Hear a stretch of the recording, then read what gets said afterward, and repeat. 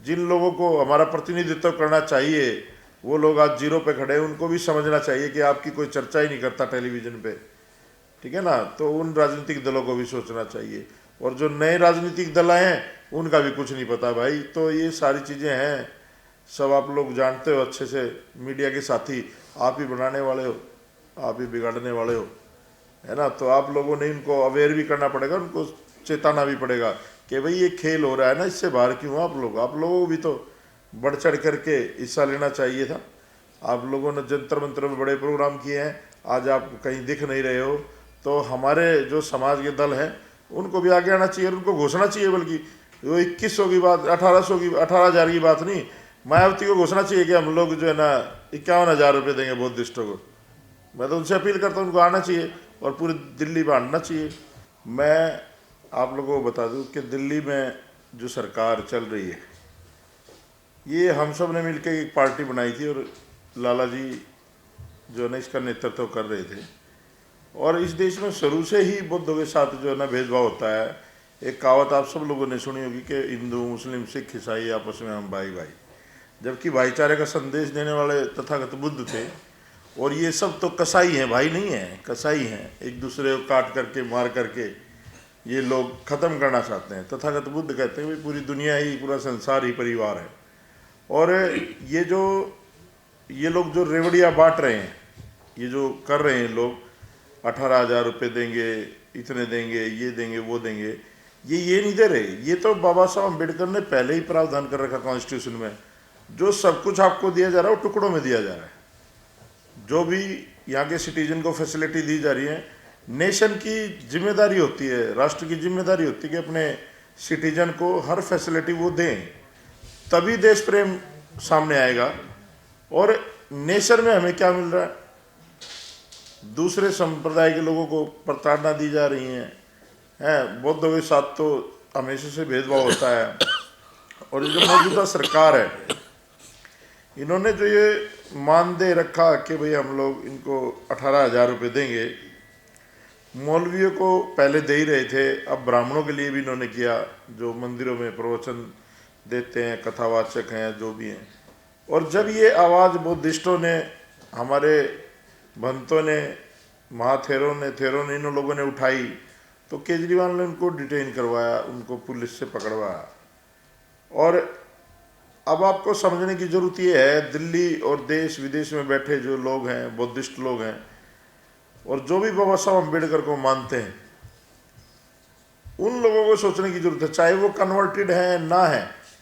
मैं दिल से कहता हूँ कि मैं बुद्धिस्ट हूँ, चाहे मैं एफिडेविट दे के बनाऊँ चाहे ना बनाऊँ, बाबा साहब को जो मानता है वो बुद्धिस्ट है।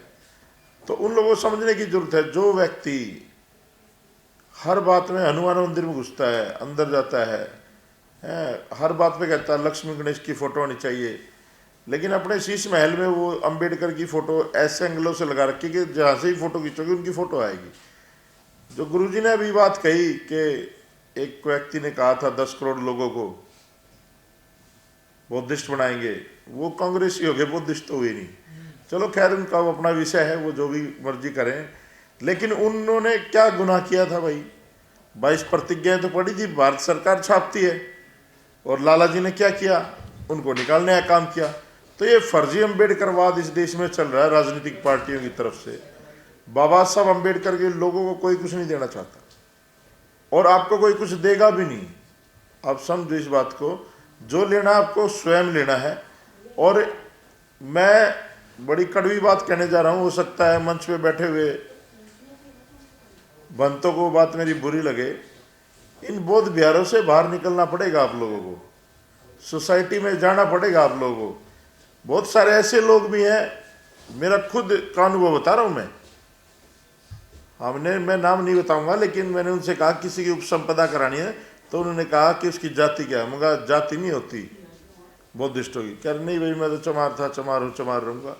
तो इन चीज़ों से मैं बाहर निकलना पड़ेगा। माफ़ी चाहता हूँ, मैं विषय से हट के बात कर रहा हूँ, लेकिन ये समाज को पता होना चाहिए।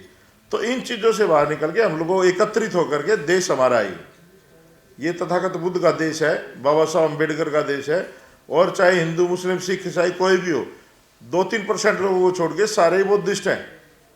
वो लोग सिर्फ जो है ना बहके हुए लोग हैं, भटके हुए लोग हैं। आज नहीं तो कल उनको अपने घर में आना ही पड़ेगा।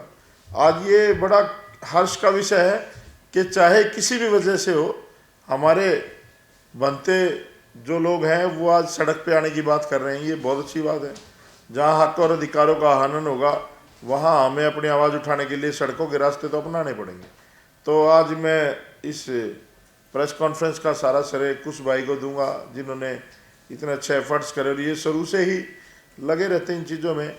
मैं तो इतना ही कहूँगा कि हम लोग तो बनते जी आपके साथ हैं आंदोलन में, हमें कोई राजनीति नहीं करनी, लेकिन जो भी आप लोग आदेश देंगे हम लोग पूरा जन सैलाब लेकर के आप लोगों के साथ चलेंगे। और ये सही समय है चुनाव का।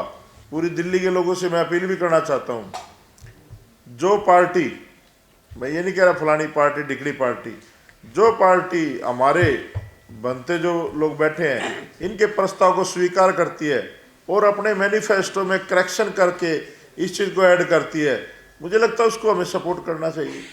और उसको भी जब सपोर्ट करना चाहिए जब आपके अनुकूल वहाँ प्रतिनिधि भी हो। ये ना हो कि बिदुड़ी जैसे लोग खड़े कर दें और फिर हमें कहेंगे भाई इनको सपोर्ट करो, है ना। तो ऐसे लोगों को हम नहीं, जो आदमी समाज में समन्वय भाईचारा बना के रखे और जो पार्टी हमारी बात को माने, हमें उनको सपोर्ट करना चाहिए। मैं इतना ही कहूँगा कि ये समय है और ये समय निकल गया तो फिर मुझे नहीं लगता आपके हाथ में कुछ आएगा। और जिन लोगों को हमारा प्रतिनिधित्व करना चाहिए वो लोग आज जीरो पे खड़े हैं, उनको भी समझना चाहिए कि आपकी कोई चर्चा ही नहीं करता टेलीविज़न पे, ठीक है ना। तो उन राजनीतिक दलों को भी सोचना चाहिए। और जो नए राजनीतिक दल आए हैं उनका भी कुछ नहीं पता भाई। तो ये सारी चीज़ें हैं, सब आप लोग जानते हो अच्छे से। मीडिया के साथी आप ही बनाने वाले हो, आप ही बिगाड़ने वाले हो, है ना। तो आप लोगों ने इनको अवेयर भी करना पड़ेगा, उनको चेताना भी पड़ेगा कि भाई ये खेल हो रहा है ना, इससे बाहर क्यों आप लोगों को भी तो बढ़ चढ़ करके हिस्सा लेना चाहिए था। आप लोगों ने जंतर मंतर में बड़े प्रोग्राम किए हैं, आज आप कहीं दिख नहीं रहे हो। तो हमारे जो समाज के दल हैं उनको भी आगे आना चाहिए और उनको घोषणा चाहिए, बल्कि वो 2100 की बात, 18,000 की बात नहीं, मायावती को घोषणा चाहिए कि हम लोग जो है ना 51,000 रुपये देंगे बौद्धिस्टों को। मैं तो उनसे अपील करता हूँ उनको आना चाहिए और पूरी दिल्ली बांटना चाहिए। तो मेरा तो यही था। जय भीम, नमो बुद्धाय। संदीप भाई, चूंकि आप केजरीवाल सरकार में मिनिस्टर भी रहे हैं, विधायक भी रहे हैं, क्या मंशा है, क्योंकि आप तो अंदर रहे हैं, मतलब केजरीवाल जी का जो दिखावा है बाहर कुछ और अंदर कुछ, एक तरफ बाबा साहब की फोटो, भगत सिंह की फोटो और फिर इतना भेदभाव और बहुत दुष्टों को गिरफ्तार करके थाने भिजवा देना, तो मतलब ये क्या है पूरा मामला?